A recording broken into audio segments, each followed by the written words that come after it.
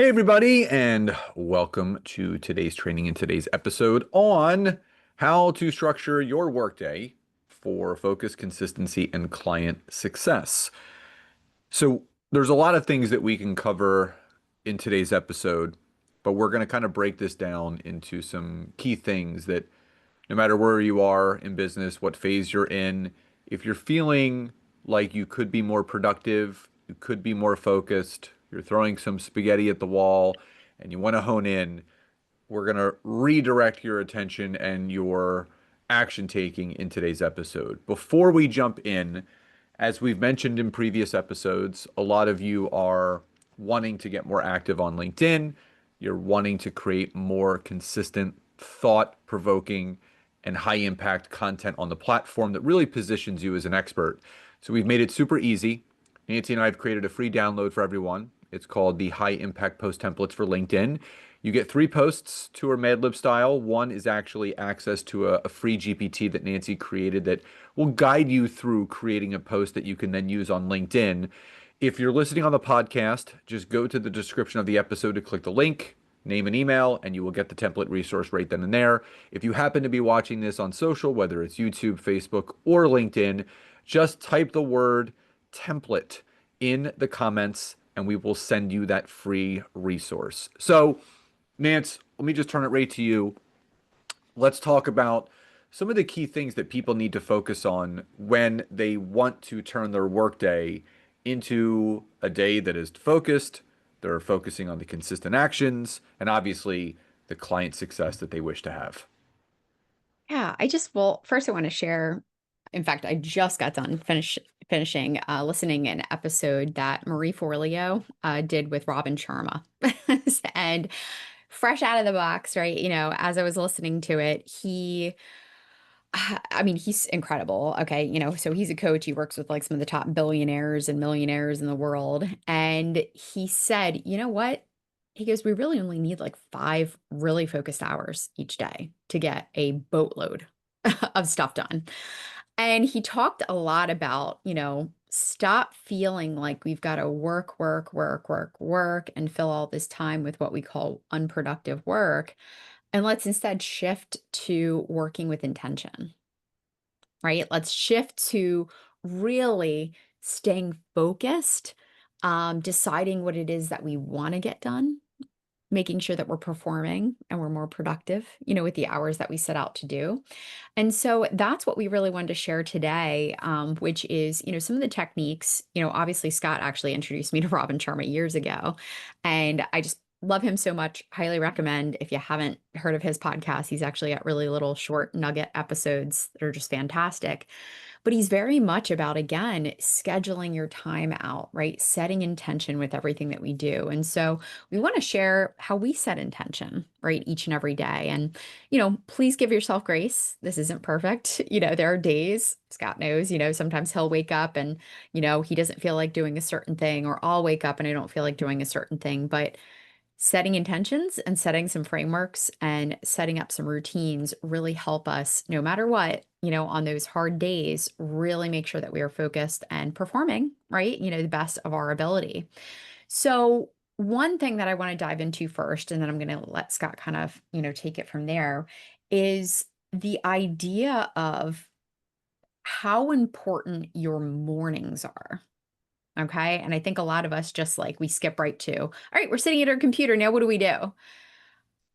The morning routine and that buffer time in the morning between waking up and jumping right into work, right? That time is so incredibly important.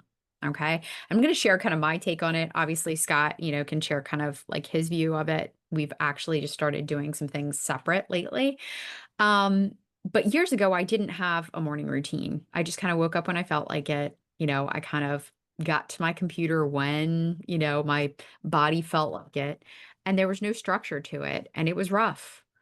And it wasn't until I actually started saying, you know what? I want to wake up by this time each day, which means if I want to get a full 8 hours, I got to go to bed at this time. Okay. So I started putting those boundaries up. And then I started saying, well, what are those things that I really want to get done in the morning that are going to set me up for the most success mentally, emotionally, physically? right? So some of those things that we do, right? Scott wakes up. First thing you do, feed the dogs, let the dogs out. We go to the gym. That's something actually recently Scott has been into bench pressing and he goes to a different kind of gym now to do that. And I'll go to Planet Fitness, or I'll go to the gym and do my workout. And then we come together and we have a breakfast. Right. And over breakfast, we talk about, some things that we've learned.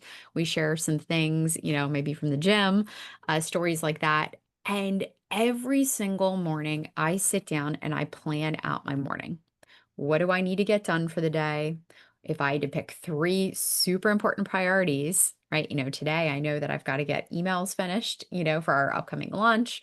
I know I've got to finish all those little details, right, that I still have on my checklist. But I set intention for the day. And then I block out time to get ready. I'll listen to a podcast, which I just listen to Robin Sharma and Marie Forleo. So I get my daily dose of inspiration or motivation. And then I sit down to do work. Okay.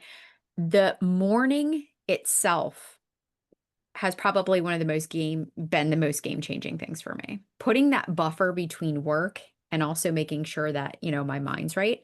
The other thing that we started adding was meditation, right? First thing in the morning when we wake up, that was one little thing that we added. We don't even get out of bed. We meditate for 20 minutes, slow our brain down, make sure that we're present. And that morning gets rid of so much anxiety, stress, frustration, right? The unknowing, right? In that routine, we're looking at our schedule, we're calming our mind, we're getting our exercise, we're moving our body, and already feeling productive to the start of the day. So for me, I mean, again, I kind of want to thank Scott for this. He helped me start a morning routine and get consistency with setting some of those boundaries. Anything you want to add on that, Scott? Because I know, again, your morning routine is Yeah, the only thing I'll add is that having hours of operation. So if you're listening to this or watching this, and maybe you still have a 9 to 5, so a lot of what we just said, you're like, well, I can't have a morning routine because I got to go to work. You can still do some of those things. So you can still work out first thing in the morning. You can listen to a podcast on your way to work.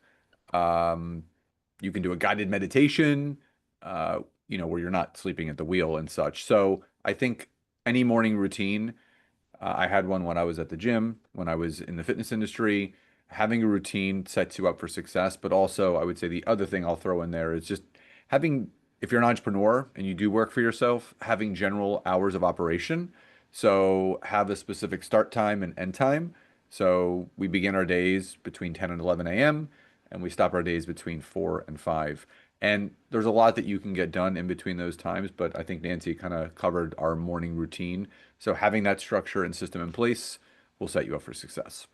Yeah. And another like thing that I wanted to talk about too is, like Scott also taught me the importance of time blocking, right? Blocking out our time for important things, that we need to get done throughout the day. And when you time block, you kind of give a theme or a purpose, right, to those specific times.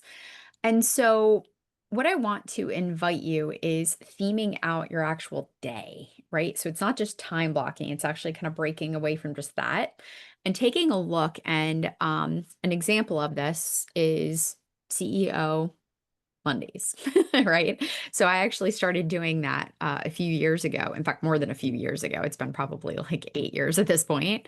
It's a non negotiable, right? Having a Monday, and I always tell people to sandwich it. You either do it on a Monday or Friday, but pick a day that you're going to devote to working on your business. Okay. Even no matter like what stage you're at, guys, especially even some of the beginners, right? Who are just dabbling and getting started in your business, blocking out that intentional time is so incredibly important, right? When else are you going to learn? When else are you going to tackle those projects? When else are you going to set up those systems and tools and projects and things that you need to do? So I want to invite you to actually looking at your days. Monday is my CEO day. It actually helps me come into the week. Again, I meet with my team. I really prioritize what we're doing in the business. I do have certain days of the week, like Wednesdays and Fridays, are project days for me, right? That's overflow. The other days I am training or meeting with clients. And for me, I definitely, someone who has ADHD, I don't shift gears very easily. So when I have a dedicated and devoted chunk of time like this, it just makes me so much more effective. So kind of cruising through some of the other things that we wanted to share with you is, having a system to prevent interruptions and handling things, right? Whenever people are calling and things are popping up and you're getting all these emails. Okay. So, Scott, do you want to share a couple of those things that we do to kind of like help protect our time better? I mean, two things that I do. Number one is my phone remains on silent all day long. I don't have a ringer on. So I don't, again, I'll get notifications, but I can't hear any dings or beeps or anything like that. The other recommendation that I would give you is to have specific times of the day that you check your email. So you can put an away message, that's set up where basically it's an autoresponder in the morning or during work hours or after work hours, but don't be checking your email all day long. Obviously, if something is urgent, you can get back to it.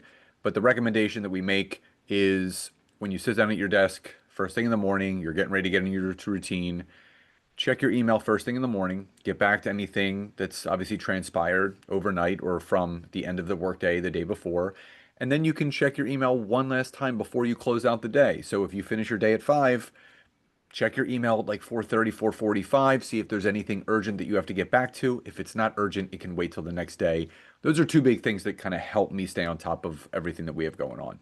Yep, absolutely. And then the last one, and then we're going to kind of wrap it up is, at the end of the day.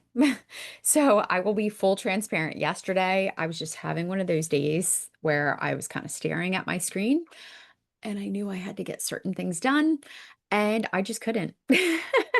And so I'm like, you know what? What is one thing at least that I can get done in the last hour where it will make me feel like I at least chipped away at that big thing that I have to get done? And what did I do? I shut all my other tabs. I focused. I said, you know what? I'm going to get this done. I got actually a ton done in 1 hour. And I was telling Scott, I just felt this overwhelming rush of gratitude instead of stress because I'm like, man, we can get so much done now, than we've ever been able to get done before with all the technology and everything.